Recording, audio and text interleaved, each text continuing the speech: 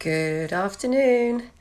I just had another question sent to me about skin prick testing and allergy, and if if an intolerance would show up on a skin prick test. So here I am. I'm going to explain about the difference and what the tests you can and can't do. I'm just going to set the phone up so that it's not wobbling. Just a second. This is what happens when I try and tidy the playroom. I get sidetracked into something a bit more interesting.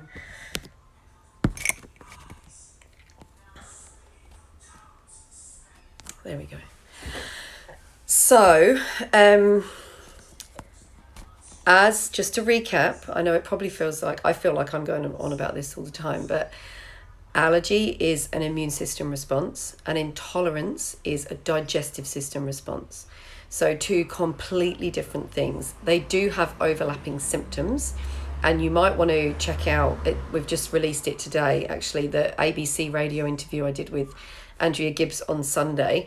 I talk all about allergy, food allergy in children, people living with food allergy, but I also touch on the intolerance side of things. So unfortunately, lots of doctors and healthcare professionals call intolerance allergy as well, which is very confusing, and no wonder people get the wrong end of the stick, because I know it can be very frustrating with families living with food allergy when it gets kind of confused as an intolerance, and that if their child was to eat something, they would just have a bit of an upset tummy maybe.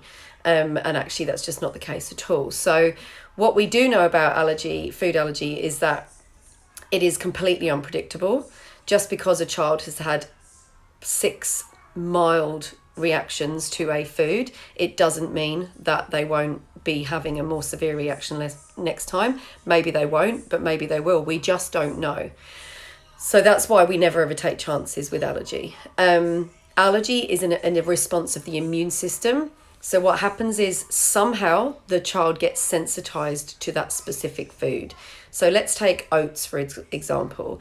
You might give your child some porridge oats and they have an allergic reaction. And you think, but I have never given them porridge oats before. Like, as parents, we know what our children have eaten when they're under a certain age.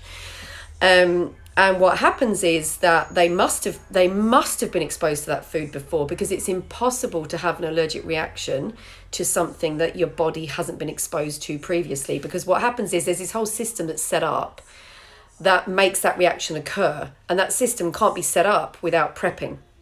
So what happens is it's a thing called sensitization. So your child has either ingested that food before, or they've had it on their skin, and it's come through the skin into the bloodstream and sensitized the body. Okay, so or through breast milk. It doesn't mean that you should be avoiding any allergens if you're breastfeeding, unless you're allergic to the things. But that's how they can become sensitized. We don't know what children are going to become sensitized and which ones aren't. We just don't know. So that's why we really push the introduction of the common allergy foods, because that's the only way that we know right now that is helping to drive down the rate of childhood food allergy. You can do all the right things, all the things that we're recommending, and your child could still have severe food allergies. We just don't know, but we do know that the more we push this introduction of common allergy foods under the age of 1, the rate starts to go down a bit of children diagnosed with food allergies. So anyway, I'm getting off track as usual. So allergy is an immune system response. That child is sensitized somehow through boob or skin or ingesting something. And what happens is their immune system creates these IgE antibodies, which are like immunoglobulins. And they sit onto the cells in the body, and they just sit dormant and they don't do anything unless the body is exposed to that food again. If the body is exposed to that food again, they erupt onto the cells, and the cells release histamine, and there's our reaction. There's the itching, swelling, maybe blood pressure drop, trouble breathing, maybe not, maybe just some hives around, the face and neck.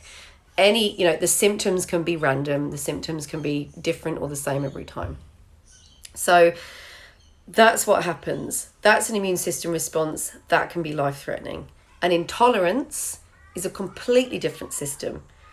It starts in the mouth. Obviously, they have to swallow the food. It gets into their tummy, and it's the digestive system that says, no, no, no, no, I hate this. This is horrible.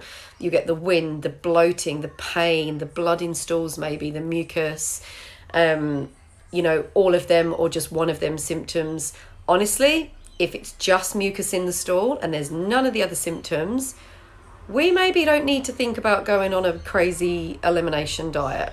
Just my personal opinion. If your child is uncomfortable, they're losing weight, they're obviously, there's other issues at play. Obviously, we need to get proper advice and think about eliminating foods under medical guidance. But please go with someone that's recommended. And if you don't know anyone, then please just come through us and ask us, who do we recommend? So that's digestive system response. That's your intolerance. So gluten intolerance, things like lactose intolerance, very, very different. Lactose intolerance is not the same as an allergy. Okay, so lactose is, something that is in the milk, and the lactose intolerance is to do with the breaking down of the lactose, but that isn't something that kicks off an immune system response. It's two completely different things. So the main difference is that immune system response or allergy is or can be life-threatening, and at any point, you can be allergic to any food at any point. We can never, ever, ever, ever say that child has an allergy to egg, milk, nuts, whatever, but they won't have anaphylaxis and it won't be life-threatening. We can never say that.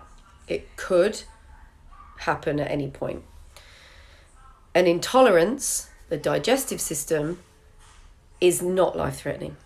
And the worst they're going to get is it can be life-changing in the way that the pain, the unsettled nights, the sleep deprivation, it can all be absolutely hideous, but it's not a life-threatening reaction. It's just, it can be very uncomfortable. And I'm not trying to make it sound that it's not as bad, because in many ways it's more of a day-to-day thing that the physical symptoms sometimes you have to live with day to day till you pinpoint what it is, whereas allergy, unless you eat that food, you don't have the reaction. But it is very different in the way that it's not life-threatening. Okay, so we're not walking around with that knife hanging over our head thinking, oh my god, what if they get exposed to something?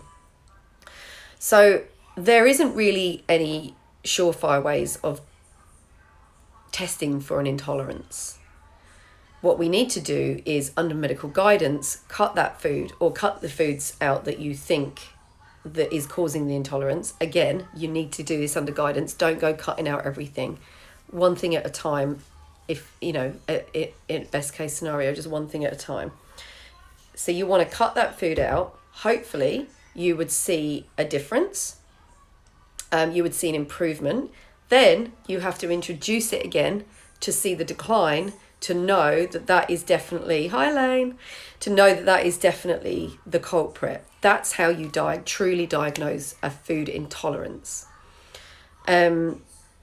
So obviously you wouldn't do that with allergy, because, with allergy we have actual ways of testing that we can visually see.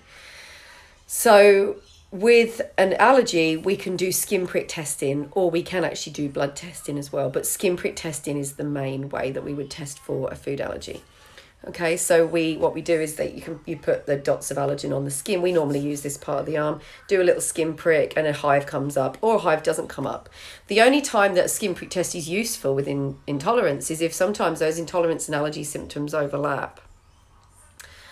Sometimes it's hard to actually differentiate if it is an allergy or an intolerance. And if you do a skin prick test to the food that you absolutely know that it's this specific food that's making the child, vomit and be really uncomfortable, then if the skin prick test comes back negative, you can say, well, maybe it is an intolerance because there doesn't seem to be any IgE response from the skin prick test. There is another thing called FPIES where children profusely vomit, which is it's an allergy type. It's not an intolerance, but that's for another day. We'll have to talk about that a bit more. So anyway, there we go.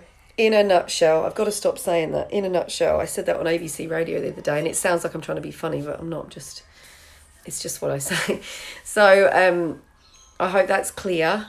There is a lot of confusion around this. If you aren't weren't clear on that, you're not alone. It's very, even parents who are living with childhood allergy and intolerance still get confused about that. But just know there isn't really any tests. All these hair strand tests, blood tests, things that you're offered for testing for intolerance, they're not necessarily regulated. And really the reintroduction is the only surefire way to know. Okay, I hope that's helpful for you today. As ever, you know where we are with any questions. Bye.